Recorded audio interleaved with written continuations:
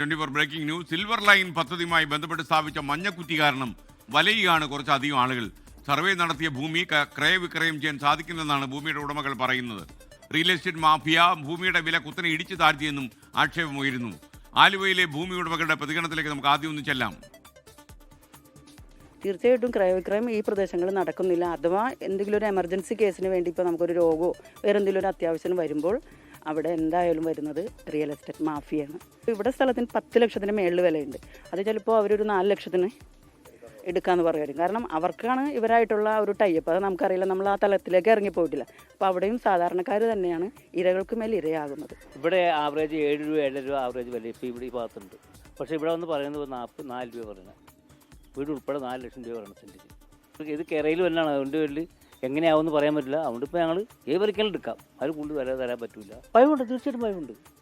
ഇറങ്ങിക്കണെങ്കിൽ കുഞ്ഞുങ്ങളുടെ റോഡിലേക്ക് ഇറങ്ങണം. വേറെ എവിടെ പോകണം? ഒരാളല്ല, 10-25,000 വീട്ടുകാർ റോഡിലേക്ക് തെരുവിലേക്ക് ഇറങ്ങണം. ഇത് കമ്മീഷൻ ബേസാണ്. എൻ്റെ കൈ മുറിഞ്ഞാലേ എനിക്ക് വേനറിയുള്ളൂ. നിങ്ങളുടെ കൈ മുറിഞ്ഞാൽ ഞാൻ താങ്കളോട് സാരം ഒരു ബാൻഡേഡ് മേടിച്ച് ചുറ്റിയാൽ നാളെ ഉണങ്ങിക്കോളും, കുഴപ്പമില്ലെന്ന് പറയും. സർക്കാർ കാര്യം മുറം പോലെയും ഒക്കെ പോകുന്ന സമയത്ത് ഈ മഞ്ഞക്കുറ്റികൾ കിട്ടാൻ ഭാഗ്യം കിട്ടിയ ഈ ഭൂ ഉടമകൾ വല്ലാതെ സങ്കടപ്പെടുന്നു. ലാൽകൃഷ്ണ കൊച്ചിയിൽ നിന്ന് വിവരങ്ങൾ നൽകും. പ്രിയ ലാൽകൃഷ്ണ.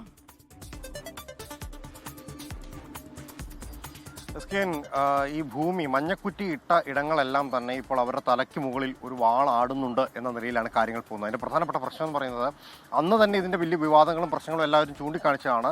സർവേ നടത്തി പോകുന്നതിൻ്റെ പ്രശ്നം മാത്രമല്ല, ഈ സർവേ നടത്തി കഴിഞ്ഞാൽ ഈ ഭൂമിയുടെ കൈമാറ്റം, ക്രയവിക്രയം, അത് പണയപ്പെടുത്തിക്കൊണ്ട് എന്തെങ്കിലും ആവശ്യത്തിന് ഉപയോഗിക്കുക, ഈ കാര്യങ്ങളൊന്നും തന്നെ നടക്കുന്നില്ല. പലരും വിദ്യാഭ്യാസ ആവശ്യത്തിന് വേണ്ടി അല്ലെങ്കിൽ ആരോഗ്യപരമായ എന്തെങ്കിലും പ്രശ്നങ്ങൾക്ക് വേണ്ടിയിട്ട് ഈ ഭൂമി പണയപ്പെടുത്താനോ വിൽക്കാനോ ശ്രമിക്കുന്ന സമയത്ത് ഇത് നേരത്തെ കേരളിന് വേണ്ടി എടുക്കുന്ന സ്ഥലമല്ലേ, എന്താണ് പദ്ധതി വരില്ല എന്ന് ഉറപ്പൊന്നുമില്ലല്ലോ, അതുകൊണ്ട് തന്നെ ഇത് ഏറ്റെടുക്കാൻ കഴിയില്ല എന്ന് ഒരു കൂട്ടർ പറയുന്നു. അല്ലാതെ മറ്റൊരു കൂട്ടർ പറയുന്നത് ഈ കേരളയിൽ വരുന്ന സ്ഥലമായതുകൊണ്ട് ഇതിന് വലിയ വിലയൊന്നും കിട്ടില്ല, വേണമെങ്കിൽ ഒരു 3-4 ലക്ഷം രൂപ സെന്റിന് തരാമെന്നുള്ളതാണ്. അതായത് 10 ലക്ഷം രൂപ വരെ സെന്റിന് വിലയുള്ളൊരു സ്ഥലത്തിനാണ് 3-4 ലക്ഷത്തിലേക്ക് ഒറ്റയടിക്ക് ഇടിച്ച് താത്തിക്കൊണ്ട് പോകുന്നത്.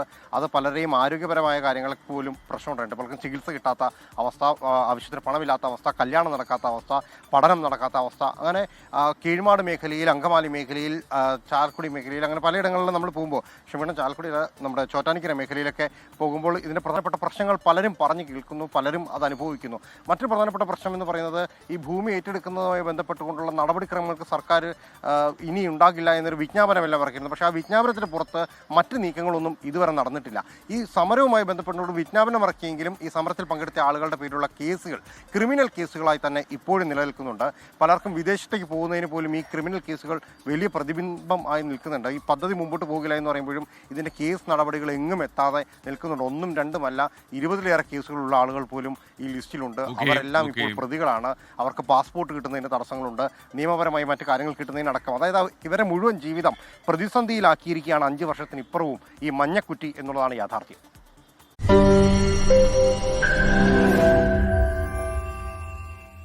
ലോകത്തെവിടെയായാലും ഏത് സമയത്തും 24 വാർത്തകളും ഓഗ്മെന്റഡ് റിയാലിറ്റി പാക്കേജുകളും എക്സ്പ്ലെയിനറുകളും വിശദമായി കാണാൻ ഞങ്ങളുടെ യൂട്യൂബ് ചാനൽ നിങ്ങൾക്ക് സബ്സ്ക്രൈബ് ചെയ്യാം.